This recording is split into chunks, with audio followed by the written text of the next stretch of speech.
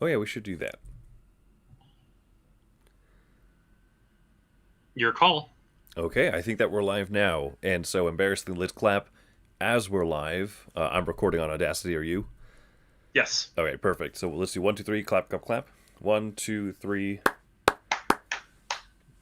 All right, perfect. We don't usually do that live, but whatever. Who cares? Whee! Going hog wild today. Hey everyone, my name is Chris, Hey, this is Cam. and this is CNC Board Game Factory. Yes. My full name is Cam Board Game Factory. Yeah, what a See, coincidence. he's C, and then I'm C Board Game Factory. Yes. Yeah, I'm the first C, and you're the rest of the title. I gotcha. Yeah. Yeah, Cam, you have a different setup. Yeah, so finally, I've moved into this place I've been talking about moving into, and I need to get one more shelf so it looks really nice. But I got, I would say, 25 to 30% of my board game collection back here, and it's a lot of the stuff that I think is real juicy. So if we look back here, I got, you can see up here, Twilight Imperium, Amerigo. I threw Power Grid and Adrenaline up there just because they have large boxes, but I like those games. Tikal, the Dungeon Lord 10th Anniversary. You can see up here I got several Alia big box games, the ones that I like. Um, so, I'm just showing off my juice. We got some Italian boy games right here. Yeah, that takes us quite a few shelves of your those Calyx or those knockoff Calyx. How dare you? they're knockoff Calyx. They're a Better Homes and Garden brand. Oh, interesting. One of my favorite Simpsons bits ever. I don't know why it's such a small subtle joke. Is one day camera pans over to Marge and she's just sitting there in the living room reading a magazine that's called Better Homes Than Yours. Better Homes and Gardens is actually based out of Des Moines, Iowa. Is it? Yeah, the Meredith Corporation is here, and that's where like all of those middle class white lady magazines come from. Oh, I mean they had to come from somewhere, I guess. So Yeah, let's see. Let's really quick. Let's just see what's Meredith Corp. Um, while you do that, yes, behind me, of course, as always, I have not moved. I do not have new shelving, but these are our large games here. So, Escape the Curse of the Temple Big Box, Imperial Assault, which I have not played yet, though I look forward to, Gloomhaven, which we're very healthily long into, Aeon's End Legacy, which we finished, but I'm debating buying more Aeon's End games and just throwing it in that box to really like Aeon's End. And then that's our box of Dominion, right up I'm trying to like point in the mirrored video of my camera. So boop, that is my crate of Dominion right there. So that's our big box stuff that doesn't fit on a regular shelf. yeah, baby, I like it. Okay, so I'm gonna skip all of the magazines that they acquired from Time Inc. because there's a lot of kind of famous ones. But I would say here are the ones that you would know would be Better Homes and Garden. Okay, Um, Shape magazine. is that like Uh, circles and triangles, or is it like health exercise so shape? I think it's about like getting in shape. Oh, they have a magazine called Practical Boat Owner. Um, but then Every Day with Rachel Ray, I guess. Pardon me. That seems probably new. Um, but they have acquired Entertainment Weekly, In Style, People, and Travel and Leisure. So Wow. how about that? Man, oh, and they own allrecipes.com and mywedding.com and MySpace, which they probably bought that one a little later. have did you ever have a MySpace page for like your bands back like 12 years ago, 15 years ago? I had a MySpace page for every band I was in. Yeah, like 10 to 15 years. No, not 10 years ago. 15 years ago. 15 to probably 16 to 13 years ago. Yeah, you're that's probably a better estimate. Yeah, I can't get any of the music to play on those pages from the bands that I was in back in the day, which is a shame because I don't have a lot of those files saved anywhere else. But they are apparently somewhere on the MySpace verse, just not as like functional audio files anymore. And I don't have the passwords for those because 16 years ago. One of the bands I was in is actually considered putting out some new material, and we've been thinking about Starting another MySpace page. using the same MySpace page and having that be the only vehicle for promotion. So we'll see. We'll see if that happens. Boy, for some reason my my audio is loud today. I wonder if I can turn the gain down real time. Let's find out. I don't know. It actually looks like I can a little. I don't know. Yeah, I believe so. Yeah, the recording volume on Audacity. Is that recording volume or playback speed that I'm messing with right now? Uh-oh. I think I might have just goofed up playback speed. Hopefully that didn't change anything. If things get real dank around this time. Yeah, no, that's fine. I'll if things go to pot, I'll just rip the audio from our YouTube stream, and that'll be totally fine. I think I'm looking for the mic volume. Here we go, recording volume. Let's bring that down and see what happens. So, I simultaneously had this thought of, like, that's a really interesting little tidbit about the Meredith Company, and magazine acquisition would be an interesting theme for a game, and then I realized nobody cares about magazines. I care about magazines, dude. I mean, it was in a Parks and Rec episode. I mean, I don't care about magazines, but yeah, it was like in a Parks and Rec episode where I think it was in one of their episodes took place in 2017. I think their show did like a time jump forward, and so, Ben, the boring accountant guy, is reading this magazine. He's like, "Hey, Small Business Magazine, like you better be careful. Small Business Magazine said restaurants are one of the two most dangerous, or like the two most volatile companies." For bankruptcy. Number one was magazines, and so Small Business Magazine went out of business right afterwards. Oh man, my laugh there was really rhythmic. You can see the. I'm on Audacity right now. I can see the waves. It's like ha ha ha ha ha ha. So, all right. Board Game Factory. So we just had our halfway point episode of game pitches. So we got 10 more game pitches to do before we choose one of those and make a board game. Yep. That or decide we don't have a good enough idea yet and then do 5 more episodes. But I think we can come up with something good. We'll see. I think we have some good stuff to work with. It's funny, I noticed this trend that every time that we walk away from an episode, I'm like, oh man, that's the game. Cam's idea this week is the game that I definitely want to make. And then next week we like discuss one and we're like, never mind, that's the game that I want to make. Well, we'll get there. We'll see how you feel about mine today. I know that I'll love yours because your ideas are beautiful. Thank you. At least some part of it is beautiful. Oh, we have each other to pat on the back, That way we don't have to do it ourselves.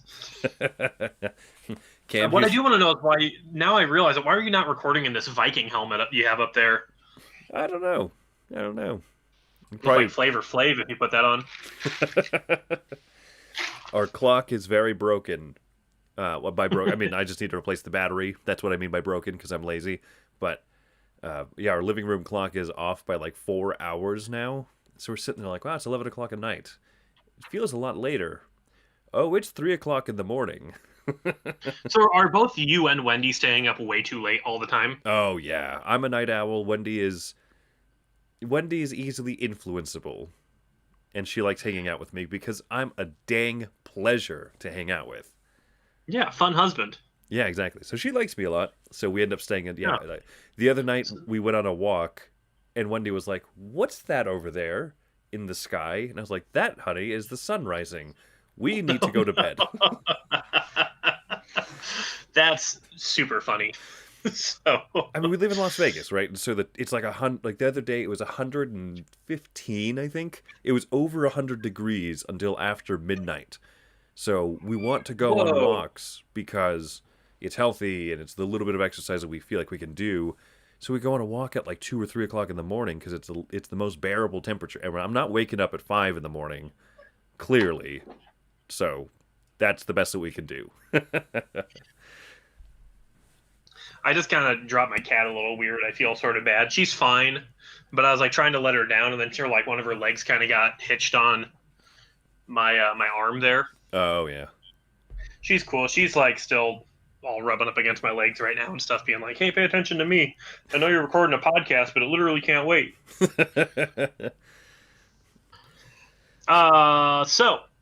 Before we dispense with the concepts for today, we normally have had a segment that was your idea. So if I don't have anything today, it's on you. Perfect. Things that make you go, Yes. Things that make you go, I've been thinking about the recency bias, right? Where Okay, let me guess what that is, because I've never heard this phrase. Okay, yeah. That's where you think like something that's new to you is better just because it's new. Yeah, so there's different applications of it. So something that is newer is inherently more exciting, or information that you just heard is more salient than information that you've heard for a long time, type of a thing. It's a cognitive bias that psychologists have been studying that is interesting, right? Because it feeds into this idea of like the cult of the new. The new game that I have is exciting. The new thing is exciting, but the problem is that there's always something new. And it especially deals with information. When people hear something, a novel idea, that's something that's new, that sticks in their mind. It has an inverse called I think it's like the first impression bias. The first thing that you hear about something is what's most salient to you. So take any controversial topic out there, and we'll just go with let's just go with not anything too controversial, but like masks are good at preventing spread of a virus. If the first thing that you ever heard about it was, no, they're actually not good, like the first impression bias says, I've heard that they're not good. So I'm not going to, it's going to be so much harder to change my opinion despite how much research is done on the topic one way or the other. Whereas recency bias is kind of the opposite effect of it. Wherever the most recent thing is, you just jump on board with that. And so, kind of like we mentioned here, the most recent thing is kind of the most exciting thing. So in some ways, we're resilient to new information, and in other ways, we like the new thing. I assume the best way to live your life is kind of a balance of those two things.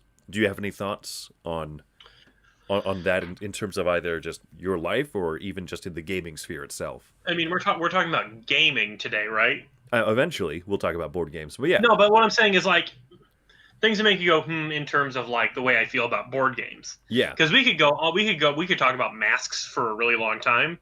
Because I think that's like a really interesting thing that's going on in United States culture right now. Yeah. Because I think that there's a lot of arguments to be made for wearing a mask. Mm-hmm. And I think that there's lots of arguments to be made for like maybe not doing that. Right.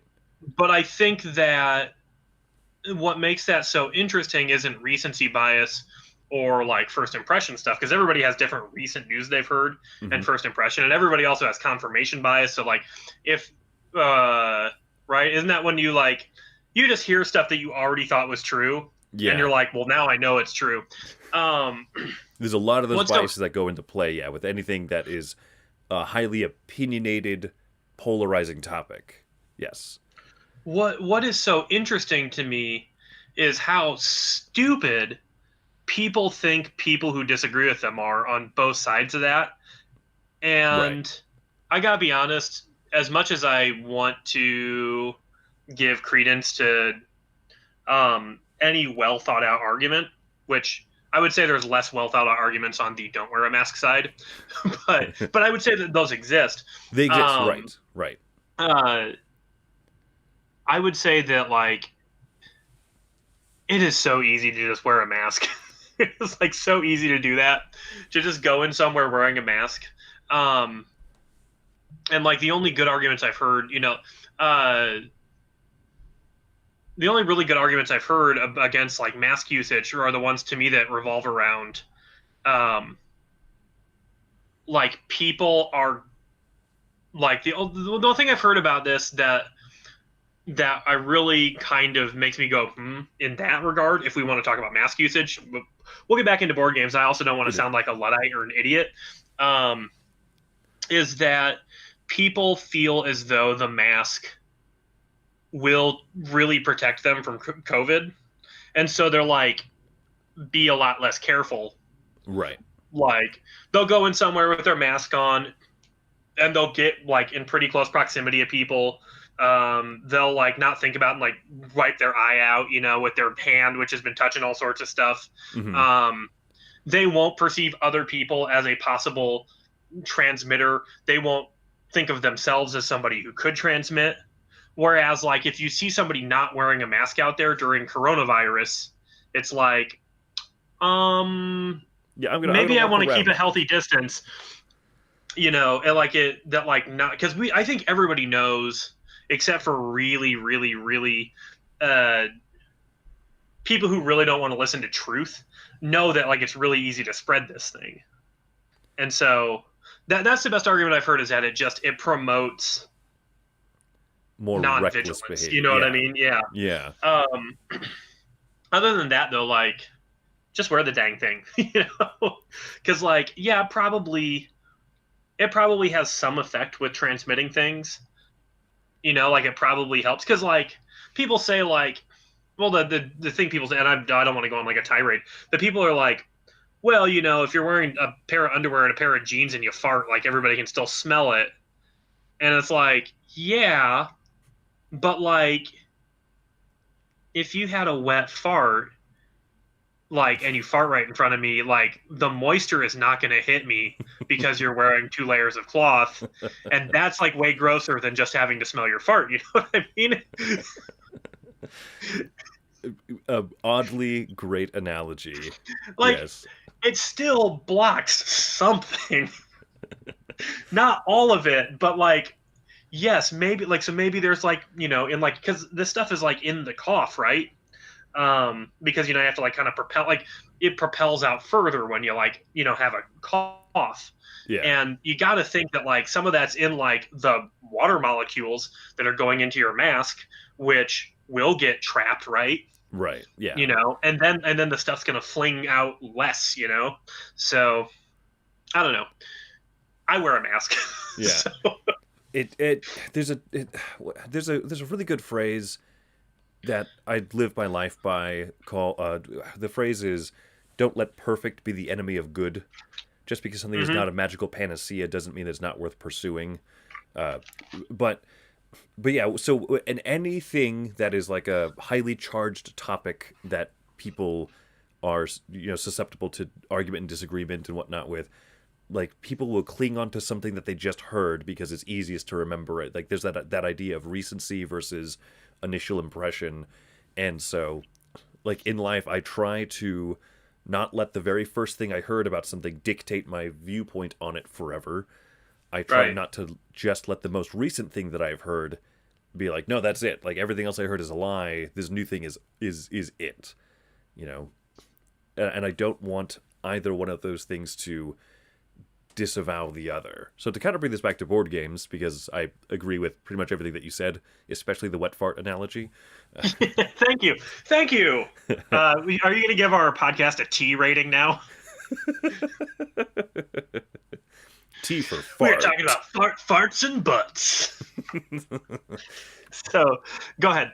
So to bring this to board games, like in general, I try really hard not to be cult of the new kind of guy. Like this thing is Hmm. new, therefore it must be fantastic. But I also try not to be a luddite where I say this game is the best because it's oldest. This is the original worker placement game, therefore it's the best, and nothing can become better than it or whatever. Well, I really hope that board gaming on the whole doesn't take on like as much of what happened to video games as video games did. You know what I mean? And I think there's aspects of board gaming that already kind of have, Hmm. right? They're cranking out more stuff with more money behind it that like isn't, kind of what you'd want it to be, but like the mass just accepts it because as more and more people get into board games, they're just willing to like grab whatever.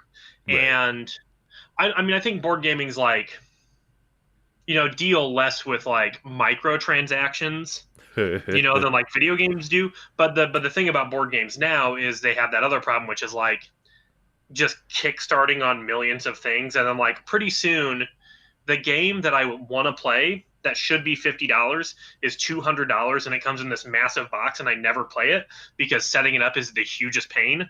Right. And you know what I mean? Like I played Dinosaur Island with Rob last night, and we're gonna play it again tonight. And it's like, man, I really like Dinosaur Island, but like, how much stuff is there in those boxes?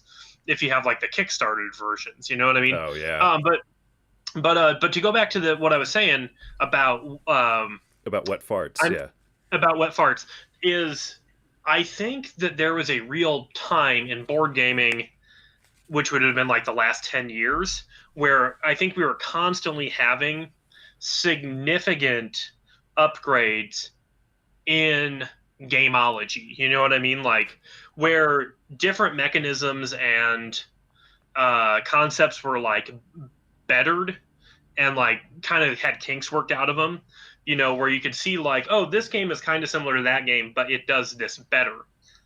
I think we're reaching kind of a flat line right now where I'm seeing less and less brave new ideas and more like figuring out how to like combine things in a way that looks nicer or maybe like does kind of the same stuff but maybe a little bit differently. Mm-hmm. And I think we're really reaching kind of a plateau right now. I'm not saying it won't like continue to spike again, where you really can look at games from 2015 and games from 2020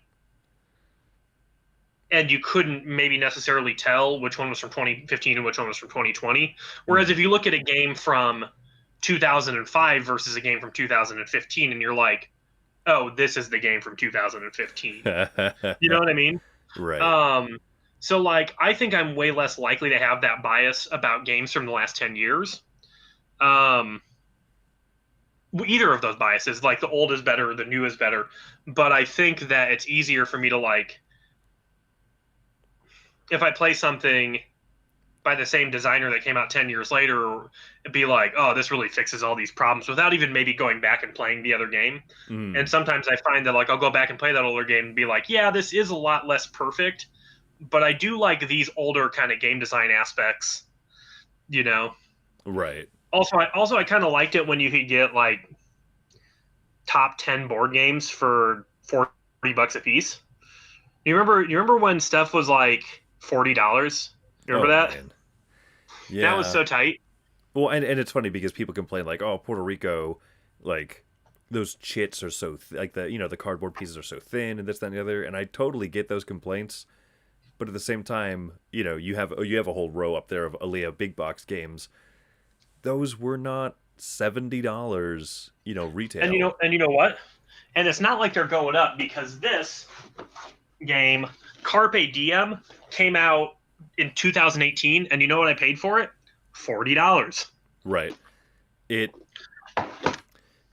Carpe Diem definitely had the issues of color, but I didn't mind like the physical components of it. Carpe Diem rules. Fight me. I will. I will. I have a glove. Yeah, but that you're I'll right. Yeah, throw. like they could. Yeah, the coloring could have. I get Yeah. you. Yeah. But like in terms of So, production value, the quality of the game that you get out of that box, I think that game is quality. It's not my favorite, but I think it's quality and like it makes sense with what you pay for, right? yeah, I think Carpe Diem's awesome. I think it should be one of the hottest gateway games out there. Although it is a little crunchier than Gateway, it's just easy to play. Yeah. Um, Well, but and then you and compare it's that with short. you compare that with what you're talking about, like Dinosaur Island, which is cool. I think Dinosaur Island is a fun game. I would almost say like Dinosaur Island. I've not played it enough to really make this call, but I don't think it's that deep of a game, so to speak. I would almost put it around the same level as Carpe Diem in terms of the importance of the choices that you make and this, that, and the Yeah. other. Like, there's more stuff to it, and therefore it's like an $80 box. But I almost feel like there's an overabundance of stuff rather than depth. Sure. Yeah, I get you. Um, well, yeah. So I think that was a good thing to make you go, Yeah, right? Was that a good stopping point? I think Uh, so. so we got some pitches to do, We and you know what do. they say: pitches get stitches. So who's pitching first today? Do we even know? I have no idea because last week we just kind of, last week was our five episode special. We Yeah, review, yeah. our favorite pitches up to that point and everything. Uh, I think I'd like to go first this time I think because I'd like for you to go first. okay, because I have an idea that I think is cool, but I think it needs a little bit more iteration. Unlike some of my other thoughts, which I feel like, oh, this is super cool, and I have like, This may be the shortest episode of CNC Board Game Factory yet because I don't know if I'm dealing with a whole lot of content for mine either today. So right, but we have good idea. I love the way that we riff off of each other. So, Mhm. the idea for this game that I have is, let's call it Gim. GIM. It's the Korean word for seaweed, like dried seaweed sheets, kind of like how in Japanese it's nori, Yeah. the sushi roll seaweeds and stuff. So the thing is, I've been reading and watching some videos and stuff about the seaweed industry, and it is fascinating. It is a crop that grows very naturally. It requires no fertilization. It requires no fresh water. It requires nothing. It just grows in the ocean. And so So you just go get it. you just get it, right? But I thought, Yeah. well, I mean, and I thought there's got to be a more refined process to it. And there's a very fascinating farming process for seaweed, kelp, uh, longleaf algae, whatever you want to call it. And I thought that that would make a really great game, like a farming game, because there's so many farming games, because farming works in gaming. But this is a very different kind of farming. I would suggest if you've never seen this, go look up like seaweed farms, kelp farms, whatever, off the coast of South Korea or even other places across the world. But South Korea, China especially, have very robust, huge farms. Some of the biggest seaweed farms in the world. There are these long rows of nets that are in these like perfect rows out in the ocean. Nets that are tied to buoys that they grow it out there, and then they harvest that in. They process it, they dry it, they flatten it into sheets. It's amazing to watch. And I thought that'd be a great game. And so my initial thought was something that at the highest level of description could sound somewhat like viticulture. You have your farm area and you harvest it. You have a processing area where you dry it and flatten it and mince it and turn it into the sheets. And then you have like a production area where you take your processed goods and then you can create sheets, or like so you can create the large sushi roll sheets, or you can create the individual snack packs like you see on in store shelves, or you can create flavored versions of those snack packs and stuff like it's it would be interesting to see that kind of like a viticulture. You start with a vine and then you make a grape and then you make a wine, but just kind of that. And the other thought that I had was in terms of what I think could make this game very interesting. Maybe worker placement, maybe you go through the different processes of it all. But one of the things that, as you kind of alluded to, it almost feels like there's not a lot of like revolutionary takes on new mechanisms and stuff. So worker placement, great, that's fine and dandy. But I think it'd be interesting to see a high level of automation, because when I thought of what does seaweed farming involve, I was, is it just some diver out there like with a knife and a scuba mask, like cutting seaweed, putting in a basket or something like that? The industry has changed a lot over the last 50 years, and so it'd be interesting to see how technology could help automate things. So you have to put workers less frequently into like the farm action, and you just build these technologies that will do the farming pretty self-sustainedly, and maybe you can put a worker there to farm like multiple areas at once. Things like that would represent technological advancement and allow you to be able to take on bigger contracts, bigger long-lasting contracts and such. So that's kind of where I'm at on this pitch. You look like you had a thought. I have a thought. So, um, a couple different games I played, including Dinosaur Island, have like a couple different types of worker. So Dinosaur Island has your little like cowboy hat guys, but you also have those scientists that have like the 1, 2, and 3 on them. Yeah. So what if this game took place like, each round is like, a couple hundred years, right? Mm. And what you're doing during the game is so like your board is kind of viticulturesque, but it's like ocean out to like market, right? Yeah. And so early in the game, you have a lot of workers and not so many scientists, but like you do things to like mess with your worker pool because you have like, guys who work for your, 1,000-year seaweed company that like do like R&D, or maybe they're the same type of worker. I don't know. Mm-hmm. But basically you assign workers to R&D in different aspects of what you're doing. And the game becomes like, you have to get seaweed to make money. And you have to like utilize a lot of your workers, early in the game to like harvest the seaweed and dry the seaweed and cut the seaweed and do whatever it needs to do to like get packaged and get sold. But you're able to make like little strides by like doing R&D on like this whole aspect of the thing, Mm-hmm. to the point of the end of the game you're using like most of your workers to like do fancy things to the seaweed, which will get like points and like more money. Right. um, so like early in the game, like and maybe like the fancy things you do to the seaweed gets you points, but like any type of seaweed you put out gets you money. And so like you're Mhm. not spending and you're not spending time like in, I don't know how long they've been doing this with seaweed, but like you're not spending time in like 200 BC or whatever when they first started doing this, like making the seaweed taste like Like you shrimp know crackers and shrimp. Yeah, wasabi right. flavored. Yeah. Mhm. But like you could, but it would get you points, and maybe like the point like amount you get for like doing fancy stuff with your seaweed earlier would get you like more points by because it would require so much more work Mhm. to make like really fancy seaweed. And so like the later the era gets, the less points you get for doing fancy stuff with your seaweed because everybody's doing it. Mm. But you can get to a point where you can do the fancy stuff more quickly with automation by like using the workers that could be making your seaweed fancy, like figure out how to like automate just gathering seaweed. Right.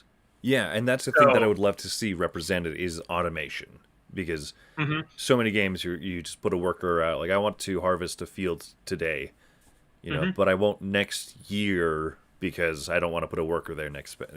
Like, well, of course you Yeah, put workers and so there. you could like build automation, you know, like in between rounds, and that way you have like more workers to do, the other stuff.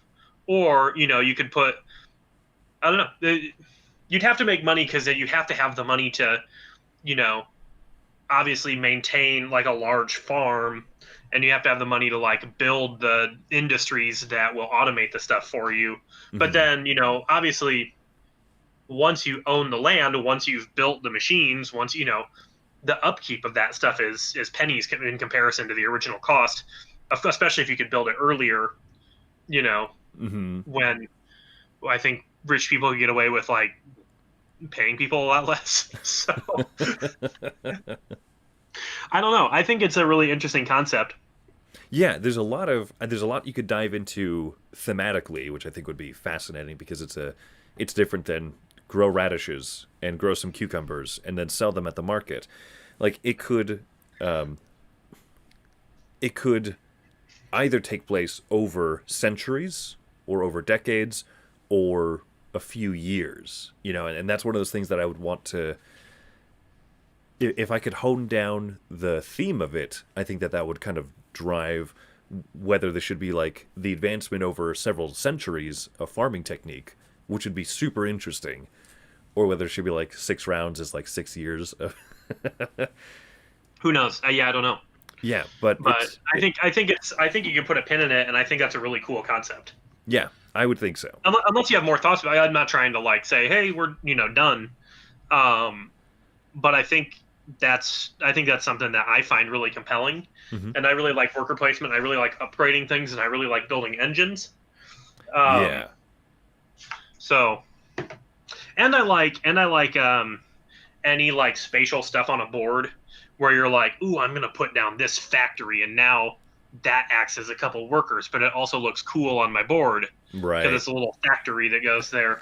So and that's just like the guy who likes to play Civ. I like to look at my city after it's like, oh, now it has more buildings down there. That's so So, anyway. so one of the things that I struggle with in terms of wrapping a theme around a series of mechanisms, right, is in a game like Agricola or Caverna or some of these other farming games, you have three workers and you put them out to different spaces, and you're like, oh, this year I want to go to the market 2 times and I want to do an upgrade action once, and you're like, oh, I ran out of workers, I haven't actually farmed anything. Like that doesn't Right. happen in real life. Farmers can't Yeah. just forget to harvest their crops. So that's one of those hard touches. And I think the idea of automation and stuff, where if you put a factory somewhere, it doesn't represent that there's no people there. It represents that you're not sending one of your manager, like your higher up people Right. there. Exactly. Where yeah, like it's Yes. self sustaining in that there are employees you have that run that part of the process. Yes. I like that. So yeah, I like it. so it's just one that I kind of stumbled upon. I was like, how was seaweed farmed? And then bam, a few days later, I'm But still stuck on it. so game, right? Game, yep, Game. Have you thought about just calling it game? game, the Yeah. game. Yeah. Well, we must have been drinking out of the same hose today. I'm ready for my pitch. And here's the thing. Guess. So our last recording was on Friday, 3 o'clock. So I've had one full week to think of a pitch. Guess when I decided what my like. Guess when I came up with my pitch for this week. What did you eat for lunch today? I had a burrito for lunch. I would say about halfway through that burrito. Later, I think it was about 2:30, maybe 2:45. I was bopping a lot of stuff around in my head today and yesterday, but what I finally decided on is I was thinking like, Cam, you've talked about a lot of concepts. What are some things you really like that you haven't really talked about yet? Hmm. And the two things that I came up to me were I like games that have a large spatial component, and I kind of mentioned this in Colored Cube Factory the other day, like 2 weeks ago, I guess, and I don't even know. We've dropped that episode, but we haven't. We're live. I don't even know I'm talking about this on a podcast because we're just going to drop this thing. But I said I don't know if a spatial component is actually super necessary for this game because it kind of turns a lot of people off. You're talking about for specifically Colored Cube Factory? Yeah, Colored Cube Factory. Yeah, But some games are like very reliant on their spatial component, right. and I think that if you're doing that, that's fine, right? It's not going to turn people off because like anybody who agrees to play it knows what they're getting into. It's a game with a heavy spatial component, right? Mm-hmm. Another thing I really like is when you have to puzzle something out and everybody has the exact same like set of things that they get to choose every round, but you don't exactly know when you're going to choose them, like what you're going to get to choose and when, right? Okay. So games like this are oftentimes like a lot lighter. Karuba is one where you're going to get all 36 tiles, but they come out in a different order every game. Right. Or Silver and Gold is one where you have the same 8 cards, but only 7 of them come up every round. I mean, I could go on and on with like small box games that do this thing. And so today I have a very painted on theme because I don't think it's the important theme.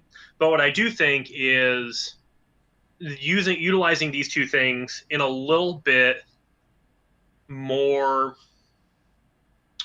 like just a little bit bigger box fashion.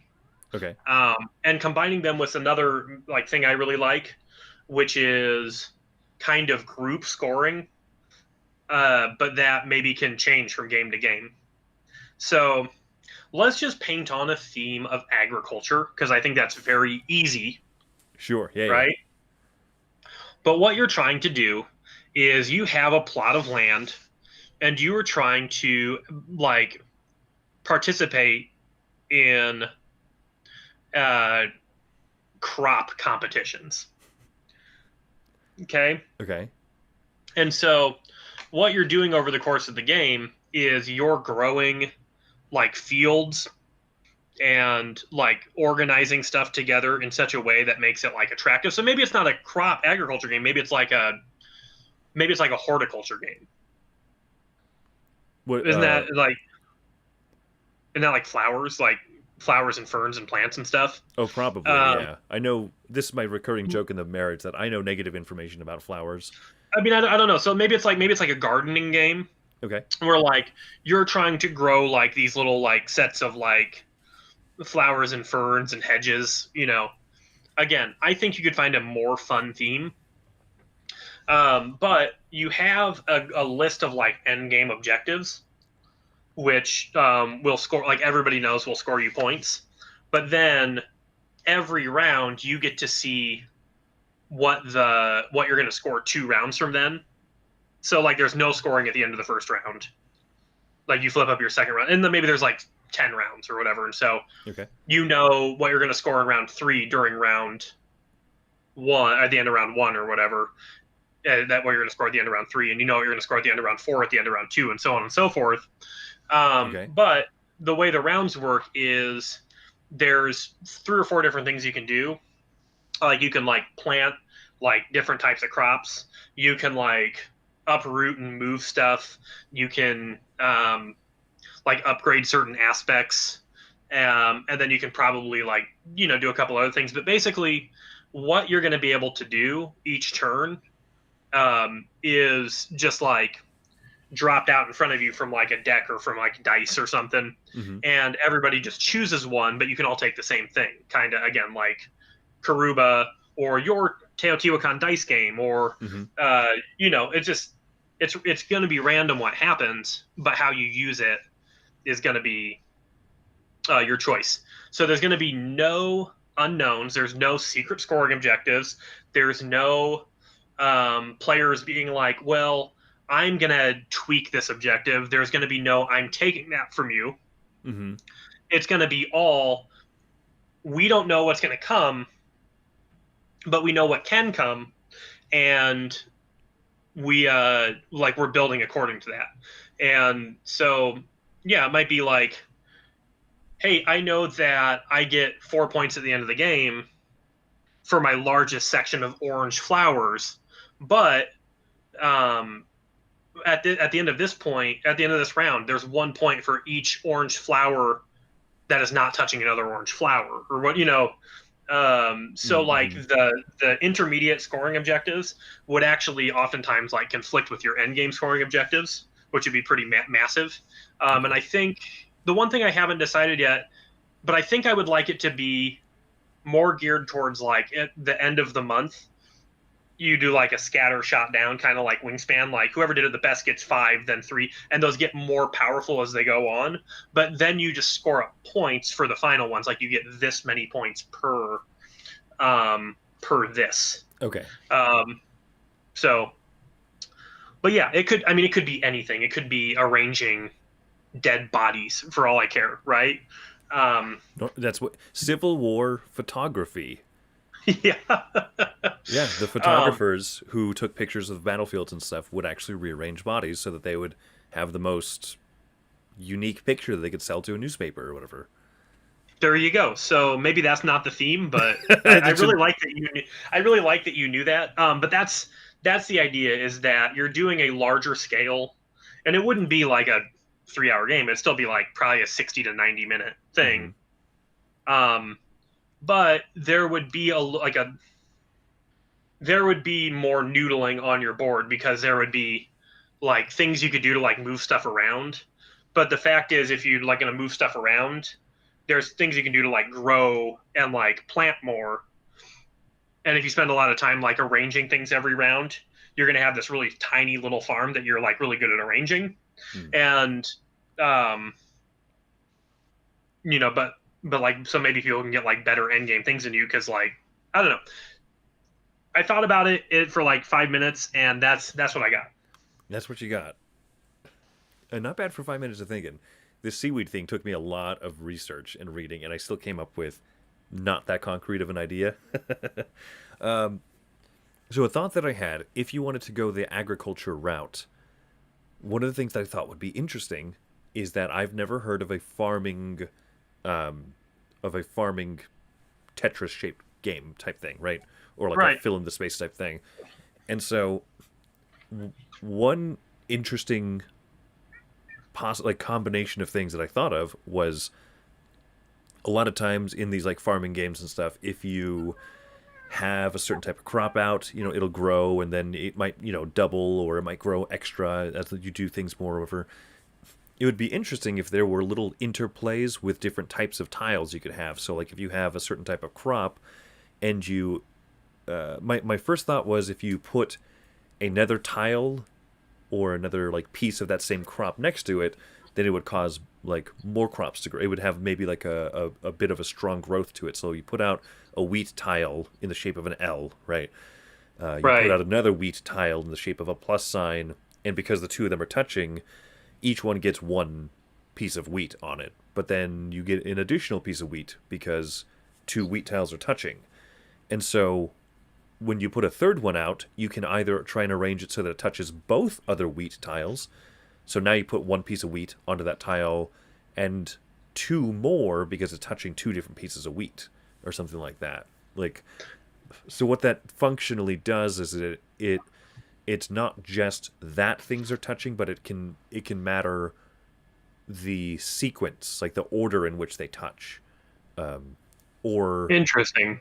you could have maybe like types of um, maybe you could have tiles that represent water or irrigation, and therefore plants that are like if you put wheat tiles next to water, then they grow more efficiently. So maybe if you put the water first and then you put wheat tiles touching it, you have better yield. Whereas if you put more wheat without touching water, it doesn't produce as much. Like if you want to go that kind of step heavier, like you could make the sequence or the timing of it perhaps more important.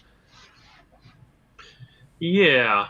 Yeah, yeah. And if you did something like that, maybe too, if you're like collecting stuff off of those pieces, like everybody could have the same like spread of like different tiles for each crop. Hmm. And so like once you've placed your plus, like you don't have another, or maybe there's two pluses and two elbows, and then like a 2x1, um, and maybe like the course of the game, the crop things could be judged on like what crops you're willing to let go of.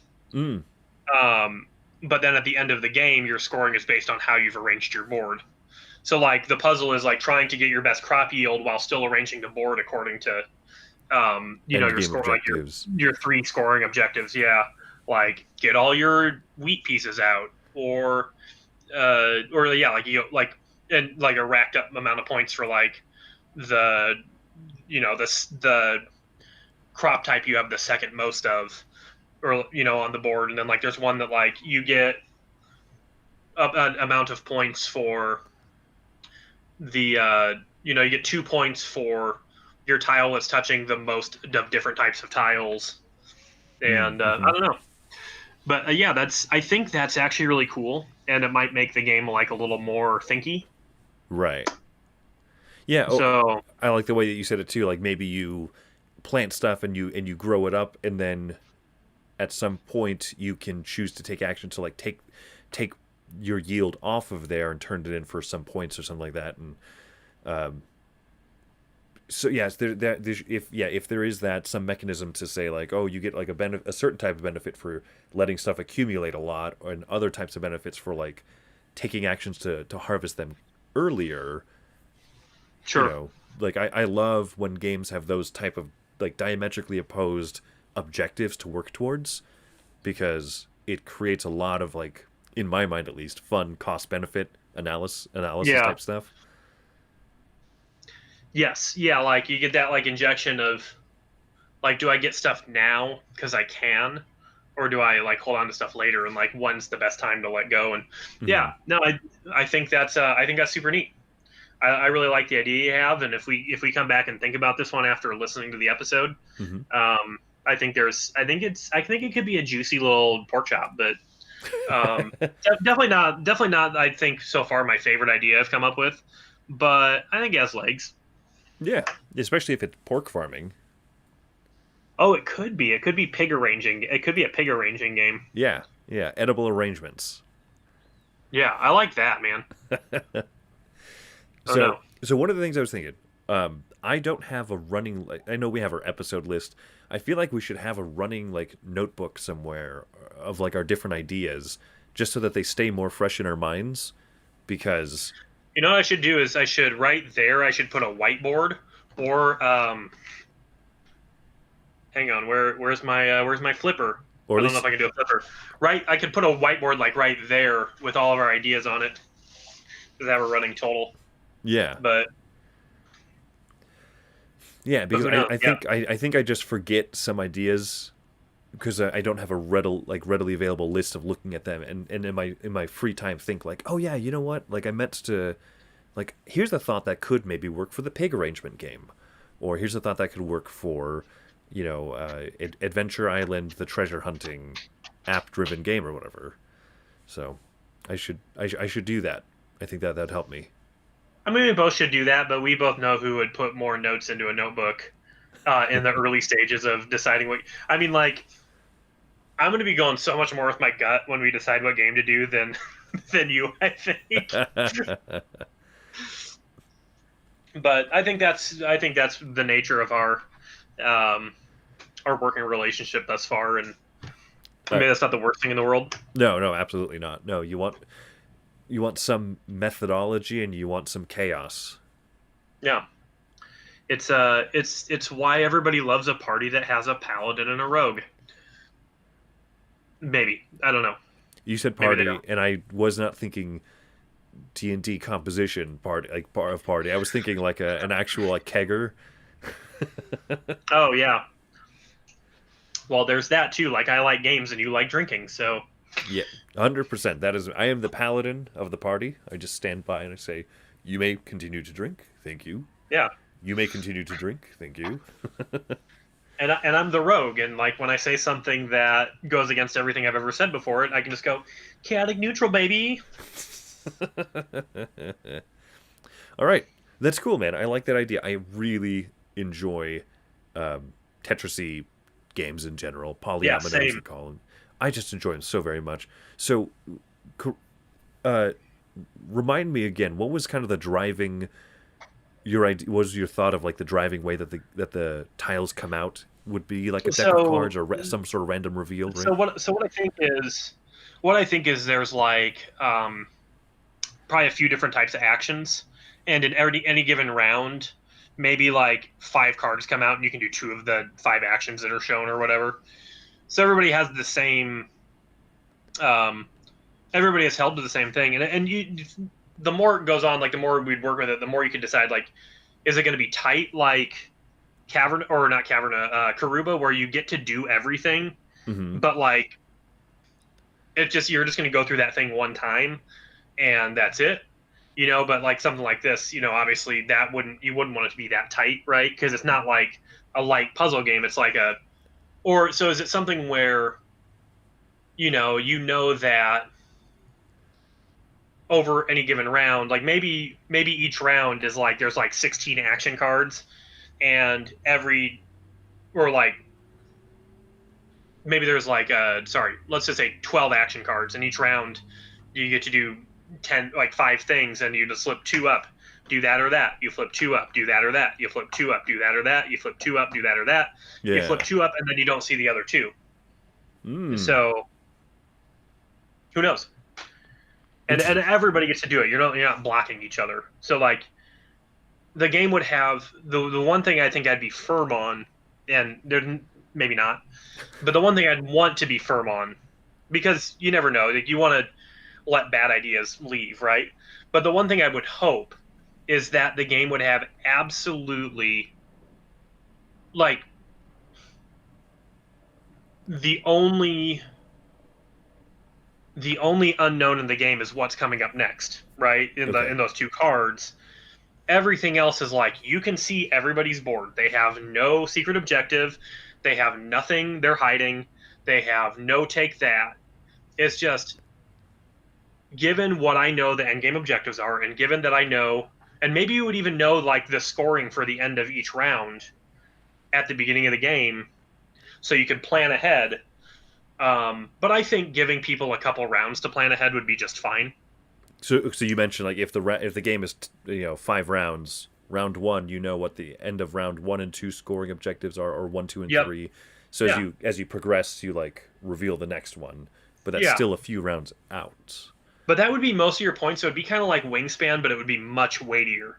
Okay. Like everything you're doing for the most part of the game is based on those end of round scorings and your final scoring. Hmm. And there might be like one more puzzle too that's like a constant, like you get points based on X every single time you play. That's So- true. Okay.